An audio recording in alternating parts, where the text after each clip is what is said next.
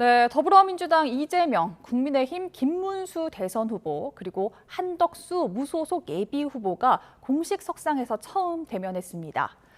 부처님 오신 날을 맞아 서울 조계사에 나란히 참석했는데요. 네, 특히 단일화를 추진 중인 김문수, 한덕수 후보가 어떤 메시지를 내놓을지도 주목됩니다.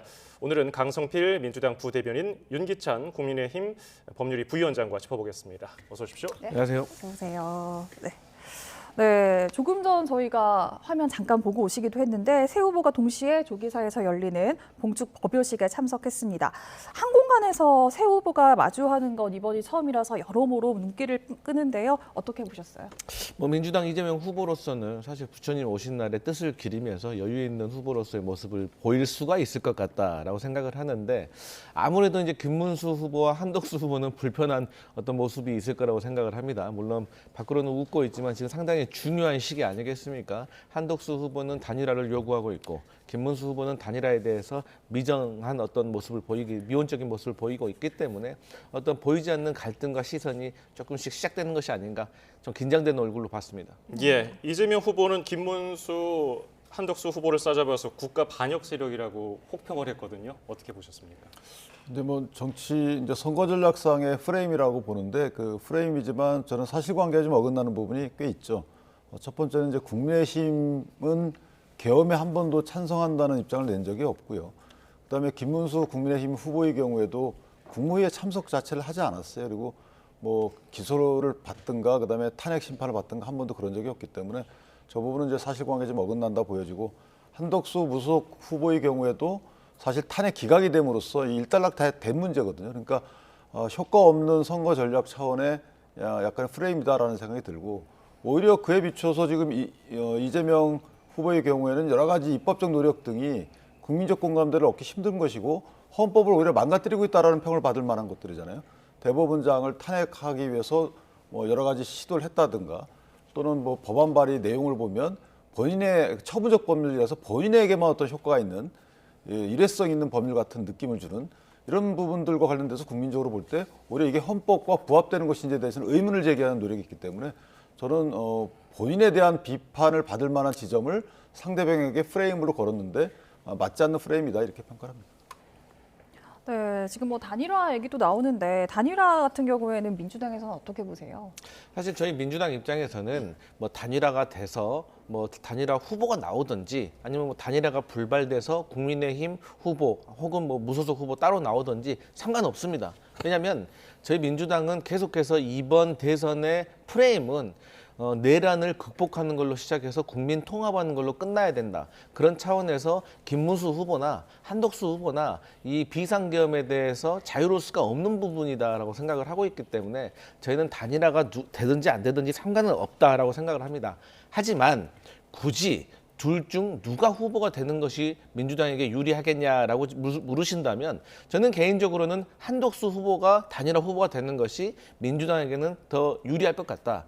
그 이유는 선거 구도상 여러 사람이 결합을 하면 당연히 세가 커지는 것이고 여러 사람이 계속해서 떠나가게 되면 당연히 세가 작아지는 것이고 선거에서 패배하겠죠. 근데 한덕수 후보가 만약에 후보가 된다면 첫 번째로 김문수 후보 떠날 것이고요. 이미 홍준표 후보 가족까지 동반해서 탈당했고요. 한동훈 후보도 선대위에 지금 참여하는 것을 꺼리고 있는 걸로 제가 알고 있습니다. 그렇기 때문에 이게 물리적인 화학적인 결합이 제대로 되지 않고 오히려 식구만 늘어서 갈등만 커지기 때문에 저희는 개인적으로 한덕수 후보가 되면 민주당에게 조금이라도 더 유리할 것 같다 이런 생각합니다. 예, 계속해서 오늘 봉축법요식에서 김문수 후보 또 한덕수 후보 함께 나란히 걷고 있는 모습 보여드리고 있었는데 김문수 후보는 반이재명 연대 그리고 한덕수 후보는 개헌 빅텐트라고 강조하거든요. 미묘하게 달라 보이는데 어떻게 평가하세요? 근데 사실은 이제 목적은 같은 거죠. 그러니까 개헌연대라는 것은 이제 개헌을 토대로 해서 연결고리로 해서 상당히 뜻을 같이 하는 정치 세력을 합쳐서 이재명 대표에게 대항한다라는 취지인 것 같고요. 그다음에 이제 반 이재명 텐트는 담백하게 이재명 대표가 국정을 책임지는 것이 옳지 않다라고 판단하는 세력들을 다 모으겠다 이런 취지이기 때문에 그 범위와 관련돼서는 개념은 다르지만 범위는 거의 비슷하다라는 생각이 들고요. 그래서 두 분이 저런 연대에 관련된 범위 내지 목적, 취지 이런 부분들은 일치한다고 생각을 합니다. 다만 이제 단일화 부분은 상당히 민주당에서는 여유롭게 말씀을 주시지만 유일하게 민주당이 긴장할 부분은 단일화예요. 단일화의 범위 및 단일화 여부인데 따라서 조속히 단일화가 이루어지게 되면 민주당은 지금 이재명 대표가 사실상 홀로 선거운동을 하고 있는 양상이기 때문에 그 선거운동의 양상을 변동시킬 수 있는, 그리고 중도층의 움직임을 견인할 수 있는 이런 단일화가 재빨리 되는 것이 사실은 선거판도 변화를 위해서는 필수 불가결하기 때문에 그 부분에 대해서는 아마 저희 당 내지 한덕수 후보, 그다음에 이준석 후보, 그다음에 김문수 후보 등이 다 공감대가 있지 않을까라고 생각합니다. 네, 오늘 중에 편한 시간과 장소를 정해서 만나자 이렇게 한덕수 예비 후보가 김문수 후보에게 제안했다 이렇게 얘기를 하는데 어떻게 오늘 뭐 단일화 성격을 정리하는 등 의미 있는 의견 교환을 나눌 거라고 보세요? 탑다운식이 가장 좋은데요. 김문수 후보의 경우에는 이제 경선 운동 기간 내내 단일화를 기치로 내걸고 이제 당선이 된 상황이고, 국민의힘 입장에서도 사실은 단일화 없이 국민의힘이 정권을 유지한다는 부분은 어렵다고 다 판단하고 있는 상황이고요. 당원들이나 국민의힘 지지층도 그런 국민의힘 내지 후보들의 입장에 동조했기 때문에 단일화는 필수인데, 이것은 이제 언제까지 하느냐가 제일 단일화 효과를 극대화해야 되잖아요. 효과를 극대화하는 단일화만이 지금 필요한 단일화입니다. 뭐 25일, 24일 이렇게 이후에 단일화하는 것은 그렇게 필요치가 않아요. 그때 되면 효과가 반감 내지 4분의 1 정도 줄기 때문에, 그렇다면 하루빨리 단일화 추진기구를 출범시키는 이런 문제가 아니고, 단일화는 어려운 단일화가 아니거든요. 단일화 양 당사자 간에 크게 이견이 있는 것은 없어 보여요. 그렇다면 후보자들끼리 탑다운 방식으로 한덕수 후보의 경우에는 모든 걸 일임했다고 언론에 나오는 걸 볼 때 그렇게 단일화가 어렵지 않아서, 저는 양 후보가 결단을 하게 되면 구체적인 일정에 대해서는 실무진이 하게 되면 하루 이틀 정도면 가능한 거거든요. 그러니까 이런 부분과 관련돼서 국민이 또 시작이야, 이런 어떤 정치인들에 대해서 관심이 뜨기 전에 이걸 빨리 추진해서 그 국민들의 관심을 저희가 득표로 연결시키는 전략이 필요한 것이지, 지금 기싸움 할 때는 아니다 이렇게 생각합니다. 예. 국민의힘은 단일화 추진 기구를 이르면 오늘 출범할 예정인데요. 한덕수 예비 후보 같은 경우는 전적으로 국민의힘에 맡기겠다고 했어요. 김문수 후보가 키를 주는 게 아닌가. 앞서서는 한덕수 후보가 올라오면 좀 더 수월할 거라고 하셨잖아요. 어떻게 전망하세요? 근데 이제 저는 개인적으로 김문수 후보에게 지도자의 능력 중에 하나인 버티는 힘이 있는가에 대해서 저는 그게 관건이 될 거라고 생각을 해요. 어쨌든 간에 김문수 후보가 국민의힘 대선 후보 경선에서 사실상 한 게 별로 없습니다. 사실 알려진 사실은 한동훈 후보에 의해서 전과 6범이라는 사실 말고는 알려진 게 없어요. 그럼에도 불구하고 당원과 지지자들의 지지를 받아서 국민의힘 후보가 된 것은 한덕수 후보와의 단일화에 대한 기대감 때문이었어요. 그런데 저는 개인적으로 김문수 후보가 화장실에 들어갔다 나온 것 같아요. 그러니까 마음이 변한 거죠. 왜? 화장실에 들어가 있는 동안에 민주당 이재명 후보의 파기환송이라는 이슈가 생겨버리는 거예요. 그러니까 나에게도 별의 순간이 오는 것이 아닌가라는 용꿈을 꾸게 된 것 같습니다. 그렇기 때문에 후보 경선하는 과정 내내는 계속해서 한덕수 후보와 자연스러운 단일화를 하겠다라는 식으로 캠페인을 벌였지만 막상 끝나고 나니까 한숨 돌리자 이런 식으로 얘기하는 거 아니겠습니까? 그런데 시간이 지나면 지날수록 한덕수 후보와의 단일화는 멀어진 것이고, 이게 단순히 단일화가 깨지는 게 문제가 아닙니다. 이것이 보수 진영 전체의 실망과 패배주의로 이어지는 것이고, 결국에는 당권 우선주의였다로 기결이 되는 것이거든요. 그렇기 때문에 저는 김문수 후보가 과연 국민의힘 후보 중심의 단일화를 계속 주장할 것인가, 아니면은 정말 공정한 룰을 가지고 한번 정말 선거에 이기기 위해서 단 하나의 희망이라도 이어가기 위한 단일화에 나설 것인가는 두고 볼 일이다. 근데 쉽지는 않을 것이다. 왜냐? 시간적으로 역산을 해보면 5월 8일하고 9일 정도에는 여론조사를 해야 됩니다. 그래야지 10일 날 정리해가지고 11일 날 후보 등록 하거든요. 그럼 오늘이 5월 5일이에요. 그러면 5, 6, 7, 3일 동안에 룰 세팅까지 끝나야 됩니다. 근데 룰 세팅이 쉬운 게 아닙니다. 뭐 여론조사 방식은 당원으로 할 것인가, 국민 여론 할 것인가, 국민 여론도 뭐 역선택 방지할 것인가, 열어놓을 것인가, 뭐 후보 경력은 3줄로 할 것인가, 한 줄당 10자로 할 것인가, 12자로 할 것인가, 이런 것 가지고 싸우는 것이 단일화거든요. 그렇기 때문에 저는 쉬워 보이지는 않는다, 이런 생각합니다. 네, 지금 뭐 절차적인 상황 얘기를 해주셨는데 아까는 뭐 탑다운 방식이 적절하다, 그러면 하루 이틀이면 가능하다 이렇게도 언급을 해주셨어요. 지금 대선 후보 등록 마감인 11일까지 단일화가 성사가 될까요? 어떻게 보세요? 저는 돼야 된다고 봅니다. 그게 안 되게 되면 사실 한덕수 무소속 후보의 경우에는 다른 결단을 할 수도 있잖아요. 그러면 저희 국민의힘 입장에서 보면 상당히 어려워지는 선거가 되기 때문에 그러니까 한덕수 무소속 후보에 대한 국민적 기대를 저희가 온전히 흡수를 해야 되거든요. 그 흡수하는 방식은 뭔가 단일화라는 이 컨벤션 효과를 얻어야 돼요. 근데 그거 없이 한쪽이 그만두거나 뭐 그냥 안 하거나 하게 되면 저는 이 선거에 상당히 부정적 영향을 끼치는 거를 전부 다 알고 있습니다. 근데 이제 서로 미적되고 있는 거라서 저는 개인적으로 보면 룰 세팅도 마찬가지죠. 룰 세팅도 저희가 경선 과정에서 이미 세팅이 됐단 말이에요. 이것을 한덕수 무소속 후보가 받아들일 것인지 여부, 이것부터 의사타진하면 되는 거죠. 만약에 받아들인다면 그냥 하면 되는 거고요. 이견이 있다면 조율하면 되는 거고. 근데 다 일임하겠다는 말이 나온 마당에 룰 세팅이 어려운 부분 하나도 없는 거죠. 그렇다면 결단만 남은 것이고 기구를 출범시켜서 논의할 이유가 없고 저는 그럴 불필요한 절차를 진행할 이유가 없어요. 뭐 기구가 선대위 과정에서 어떤 역할을 할지 모르겠지만 지금 국민이나 당원이 보는 시각은 답답한 거죠. 왜 이렇게까지 하는지에 대해서. 이미 경선 과정에서 모든 얘기가 다 나온 거 아닌가요?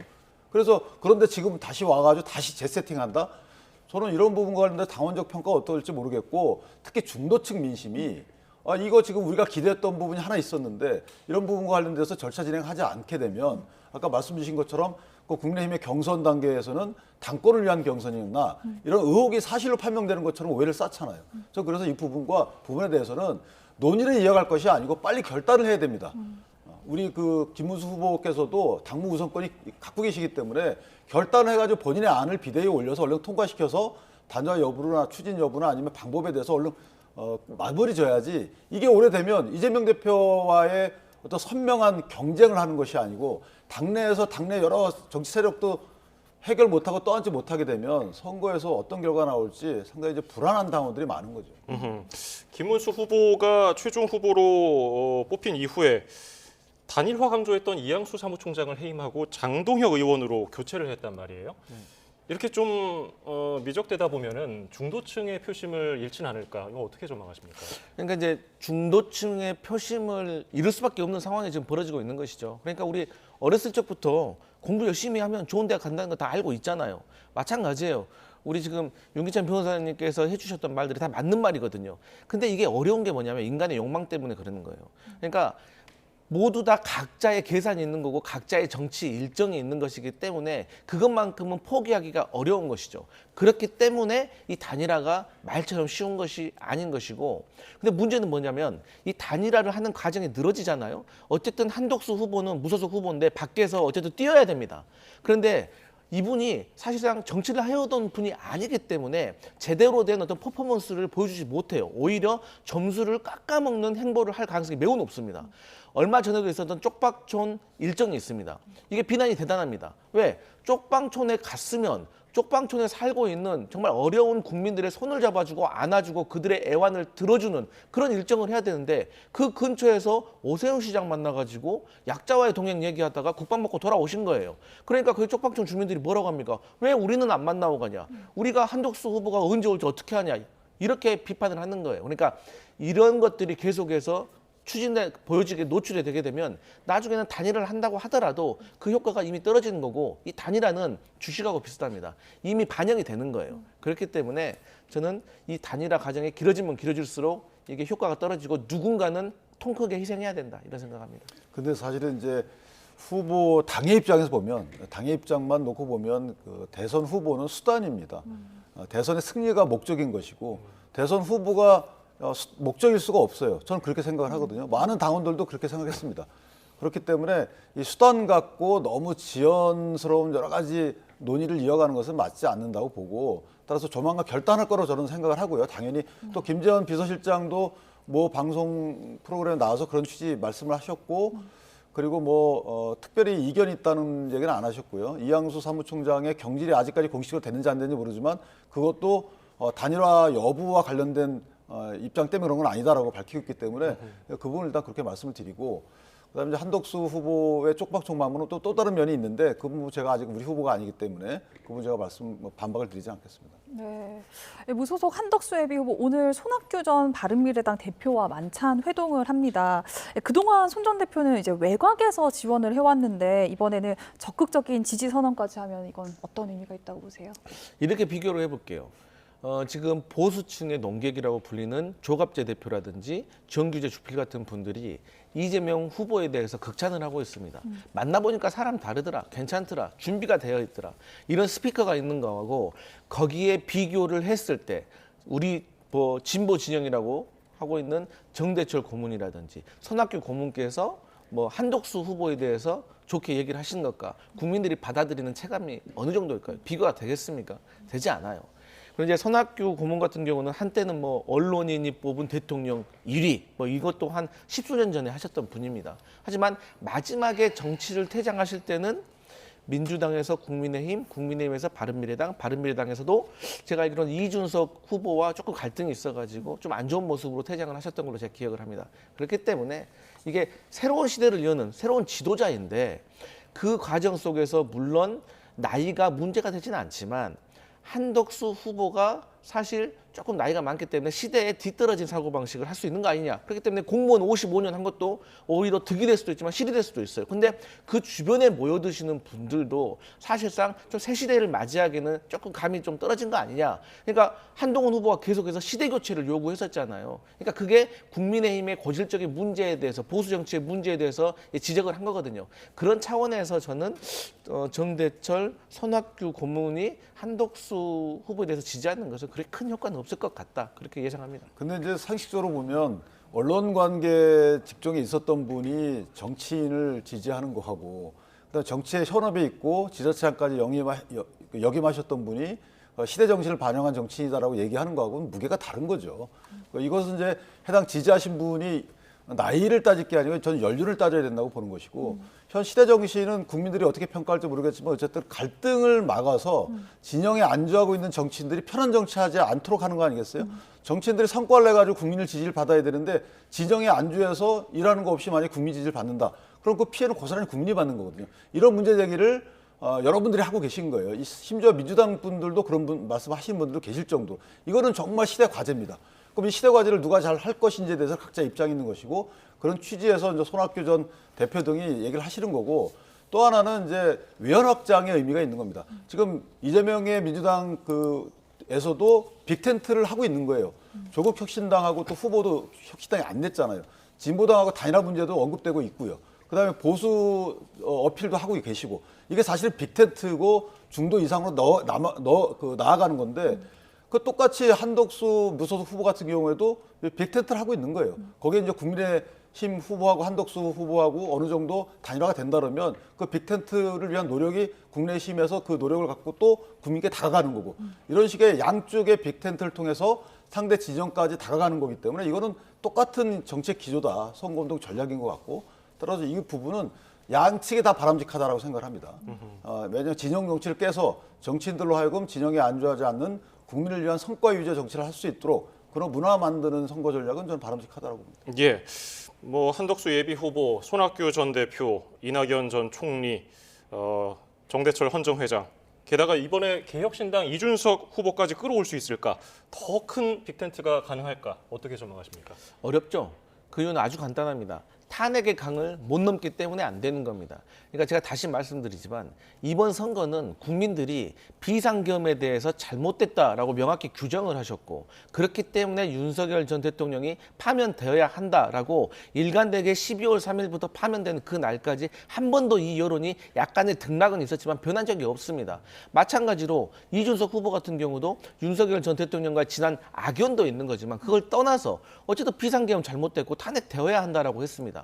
지금 한동훈 국민의힘 과거 후보가 김문수 후보 캠프에 선뜻 들어가지 못한 이유가 이것 때문인 거예요. 그렇잖아요. 본인은 계속해서 우리 국민의힘은 내가 한동훈 대표일 때 비상계엄 해제하는데 우리가 한 번도 했다. 우리가 비상계엄 잘못된 것이고 탄핵 그래서 해야 된다. 마음 아프지만 놓아드리자. 이렇게 했던 사람이 그 반대편에 서 있는 사람과 어떻게 아무 일이 없다는 듯이 이것을 합류를 하겠습니까? 근데 하물며 밖에 있는 이준석 후보 같은 경우는 오히려 본인이 계속해서 완주를 하게 되면 보수 정치인으로서 자산을 남기고 차세대 보수 정치인으로서 오히려 국민의 힘을 먹을 수도 있는 그런 상황이 벌어질 수도 있는데 이준석 후보가 지지율이 그렇게 차이도 아직 많이 났는데 굳이 단일화에 나서겠습니까? 그래서 이건 현실적으로 좀 손익계산이 다르다 이런 생각합니다. 근데 저는 이제 이준석 개혁신당 그 후보의 경우에는 단일화를 할 수 있다라고 보는 것이 단 전제 조건이 국민의힘 후보와 한덕수 무소속 후보의 단일화가 이루어진 뒤입니다. 그렇게 되면 승리의 가능성도 있는 것이고 또한 이준석 대표가 얻을 수 있는 표가 줄어요. 그럼 10% 미만으로 얻게 되면 사실은 이제 선거 보전금을 못 받거든요. 이런 현실적인 재정적 영향도 있는 것이고 또 하나는 그 말씀하신 대로 사실 이제 국민적 시각에서 보면 현 정치권에 대해서 경고를 하고 있는 상황이잖아요. 경고등이 켜진 상황입니다. 그 정치권 내부에서는 이제 국민의힘이 잘못했는지 민주당이 잘못했는지는 서로 간에 서로를 비판하는 부분이고 자, 윤석열 대통령을 다시 뽑는 선거가 아니거든요. 이 선거는 윤석열 대통령의 계엄에 대한 평가는 이미 끝났어요. 헌재에서도 끝났고 형사재판 받고 있고 국민의힘 정치 세력이 거기에 가담했다는 증언 하나도 없어요. 그런 상황이라면 분명히 헌재 재판문에 보면 민주당도 잘못했다고 나옵니다. 국회에서 전행했단 말이 나와요. 그러면 국민적 시각에서 보면 윤석열 대통령은 이미 심판을 받았고요. 그럼 다음 심판 대상은 누구냐? 민주당이라 볼 여지도 있는 겁니다. 또 하나는 이재명 대표께서 여러 가지 하고 계신 또는 민주당과 같이 하고 있는 이런 반헌법 입법 이런 것들을 막으려면 어떻게 해야 되는지 견제 세력을 박수 쳐주고 지지해줘야 되잖아요. 이런 것들에 대한 국민적 시각이 어디로 향할지에 따라서는 사실은 또 다른 선거판이 열릴 수 있거든요. 따라서 그 선거판이 열리는 데 있어서 이준석 후보가 만약에 기여할 수 있다면 그런 판도가 더 변한다면 저는 당연히 연대에 나설 거로 보고 이 부분을 저희가 거기서 봤죠. 오세훈 시장과 투샷이 한번 나온 적이 있습니다. 저는 이것은 나는 연대 내지 단일화할 의사가 있다라는 표현으로 읽거든요.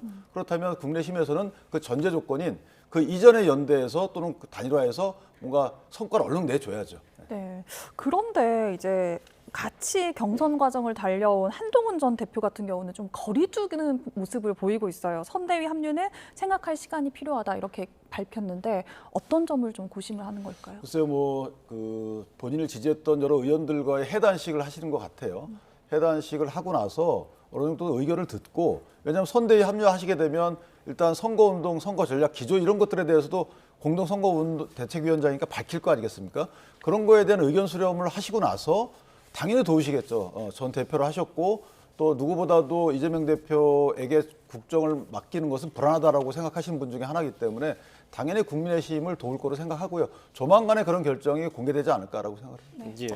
그러니까 제 생각에는 한동훈 후보가 후보가 아니라 전 대표라고 하죠. 이분이 나온다고 하면 전 나중에 나올 것 같아요. 그러니까 이 답판이 정리되고 나서 그러니까 범보수의 후보가 단일화 후보가 됐던 국민의 후보가 됐던 뭐가 정리되고 낸 다음에 나와야지 바로 선거에 진 이후에 지금 나오잖아요. 그러다가 나중에 김문수 후보가 한덕수 후보하고 경쟁을 해가지고 한덕수 후보가 만약에 단일화 후보가 된다 그러면 본인은 아래에 있는 사람이 되는 거거든요. 그럴 바에는 나중에 범보수 후보가 다 정리가 되면 그때 막판에 결집을 할 때 본인이 나오면 그 결집한 것이 한동훈의 공으로 돌아갈 수도 있는데 굳이 지금 나올 필요는 없을 것 같다. 근데 그럼에도 불구하고 탄핵의 강 때문에 나와서 도울지는 모르겠다 이런 생각합니다. 근데 그 보수 진영의 그 리더들은 생각보다 대의를 중시하기 때문에 아마 여러 가지 정치공학적 계산도 하시겠지만 그것보다는 이번에는 상당히 대의의 뜻을 더하는 이런 행보를 하지 않으실까 싶습니다. 예.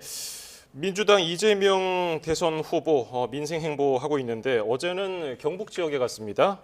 본인은 안동 출신이지만은 눈 흘기는 사람들이 있다면서 또 좀 속상하다는 심경을 내비쳤는데 SNS에서 본인은 매우 보수적인 사람, 보수 색채가 강하다 이렇게 강조했는데 이거는 어떤 의미입니까? 그러니까 이제 보수와 진보의 차이를 따지면 경제학적으로 안보적으로 차이가 있겠지만 또 정치학적으로 바라봤을 때 속도전의 차이가 있습니다. 그러니까 보수 세력이나 진보 세력이나 대한민국이 발전하기 위해서 변화하고 혁신해야 된다는 건 다 동의를 하고 있어요. 다만 보수 같은 경우는 한 번에 바꾸면은 조금 진통이 커지기 때문에 우리가 점진적으로 바꾸자라고 하는 것이 저는 천천히 하자는 것이 보수의 가치라고 생각을 하고 진보 같은 경우는 이렇게 점진적으로 바뀌다 보면 또 그 사람이 그 사람 되고 또 이 혁신의 동력이 떨어지는 거니까 이번에 확 바꿔보자. 이것이 속도의 차이가 있는 거라고 생각하거든요. 근데 또 정치를 오래 하다 보고 단체장을 하다 보면 아무래도 사람이 신중해지고 그렇기 때문에 이런 차원에서 본인도 보수의 색채가 있다고 생각을 하고 또 최근에도 이재명 후보가 중도 보수다라고 얘기했지 않습니까? 그리고 과거에 김대중 전 대통령의 경제정책도 보면 보수적인 게 많이 있었어요. 그렇기 때문에 저는 사실 대한민국에서 진보와 보수의 가치가 정말 뚜렷하고 선명하게 있는가에 대해서 의문이 있는 거지만 그런 차원이라고 생각하면 되고 추가적으로는 지금 자꾸 국민의힘에서 반 이재명 연대라고 하면서 이 대선의 시대 정신을 그렇게 규정을 하려고 하는데 어떻게 한 사람에 대한 호불호가 시대 정신이 될 수가 있겠어요. 근데 다른 선거는 몰라도 최소한 대통령 선거 우리의 5년을 맡길 대통령 선거는 시대 정신을 반영을 해야 돼요. 그럼 이 시대 정신이라는 게 뭐 지역주의 타파라든지 뭐 복지라든지 기본사회라든지 이런 최대한 모든 국민을 아우를 수 있는 담론이 들어가야 되는데 이재명은 안 된다? 이런 것은 조금 서운하다는 거죠. 그래서 이 본인의 고향에서도 이 반 이재명은 안 된다라는 것에 대해서는 조금 아쉬워하는 것 같습니다. 그 눈을 흘기거나 아니면 이재명 대표를 좋아하지 않는 분들이 있다는 것에 대해서는 겸허하게 받아들이셔야 돼요. 그것을 내가 그 왜 그런지에 대해서 파악하신 후에 고치실 노력을 해야 되는데 왜 그런지 당연히 알고 계실 건데 이것이 마치 왜곡된 인식인 양 또는 잘못된 정보를 접한 양 그래서 그런 왜곡된 생각을 갖고 계신 게 아닌가 이렇게 보시게 되면 그건 유권자를 정치인이 평가하는 게 되는 거잖아요. 저는 그것은 올바르지 않다고 보고 또 다른 사정이 있으시겠죠. 안 그러면 저런 말씀을 하시지 않았을 텐데. 또 하나 이제 보수와 진보의 사실 이 기준은 여러 가지가 있죠. 특히나 명확히 구분되는 부분이 있습니다. 첫 번째는 이제 경제정책 관련돼서 그러니까 노란봉투법을 만연히 몰아붙이고 그다음에 뭐 자본시장법이나 상법 개정을 만연히 몰아붙이고 특정인을 위한 그 설법을 만들고 이런 부분들은 보수의 정치 행태는 아니에요. 그 내용 자체가 맞지 않다는 거고요. 말씀은 성장을 중시한다고 하지만 그런 입법 내용을 보여주지 않고 계시거든요. 또 하나는 이제 국가 안보 차원이 하나 있습니다. 사실 외교적 측면에서 보면 미국을 마냥 멀리하거나 중국을 마냥 가까이 하는 것도 보수 정치인들 보여주는 자세는 아닙니다. 왜냐하면 현대 시대 정신은 물론 중국을 멀리에 대해서는 안 되지만 지금 100년 만에 다시 무역 질서가 재편되고 있는 상황이기 때문에 어떤 걸 해야 되는지는 모든 국민이 알고 있어요. 그러니까 이 부분에 대한 평가가 있는 거고 무엇보다도 이재명 대표가 대통령이 되면 하고자 하는 그 여러 가지 정책적 기조에 대해서 국민적 시각에서 보면 이게 보수 정치적 시각이 아니라고 보는 거죠. 따라서 저는 솔직해질 필요가 있는 거죠. 나의 정책이 보수다 진보다 이 기준과 평가할 것이 아니고 나는 이렇다라고 하면 여기 이걸 보수를 평가하고 진보를 평가할 것이 아니고 그냥 진보적이 아닙니다. 보수를 평가할 것이 아니면 실용적입니다. 이것까지는 좋아요. 그런데 이게 나는 보수입니다라고 말씀하시는 거는 안 맞다는 거죠. 네. 민주당 의총 얘기로 넘어가 보겠습니다. 어제 긴급 의원총회를 열었어요. 대법원 파기환송 판결과 관련된 거였는데 조희대 대법원장의 탄핵 카드는 쥐고 있되 당장 꺼내지는 않기로 했다라고 하는데 이유가 뭔가요? 그러니까 지금 저희 민주당과 많은 당원들이 걱정하는 거는 대법원이 왜 이렇게 과속 페달을 밟고 있나? 이거 이재명 후보의 피선거권을 박탈하려고 하는 것이 아닌가? 이거 희대의 정치적인 음모가 있는 것이 아닌가라고 의심을 하고 매우 걱정을 하고 있어요. 그렇기 때문에 저희가 여기에 대해서 실질적이고 실효성이 있는 대책을 세워야 된다. 그게 판사를 탄핵한다든지 여러 가지 법적 조치가 있을 수 있겠죠. 그러니까 저희가 실제로 할 수 있는 걸 해야 되는 거예요. 그런데 최근에 어쨌든 간에 천대엽 법원행정처장이 국회 법사위에 나와서 만약에 서울고법에서 형량이 정해졌는데 이재명 후보가 상고장을 제출할 수 있는 시간 7일 그리고 상고 이유서를 제출할 수 있는 시간 20일 총 27날을 보장하겠다라고 얘기를 했습니다. 그렇다고 하면 물리적으로는 대통령 선거 이전에 피선거권이 박탈되는 일은 없을 거기 때문에 여기에 대해서 우리가 조금 속도전을 해야 되지 않냐 이런 생각을 하는 겁니다. 그런데 여기에 대해서 아직도 우리가 걱정하는 점이 추가적인 게 뭐냐면 지금 15일 날 5월 15일이 공식 선거 운동인데 공판일을 잡았어요. 공직선거법에 의하면 대통령 후보는 안정적인 지위를 보장받습니다. 현행법이 아니면 체포나 구금도 되지 않습니다. 그런데 대통령 후보가 재판받으러 오라? 이건 정말 잘못된 것이고 여기에 끝난 게 아니라 지금 대선 선거 운동 기간 동안에 5번이나 재판을 받으러 오라는 거예요.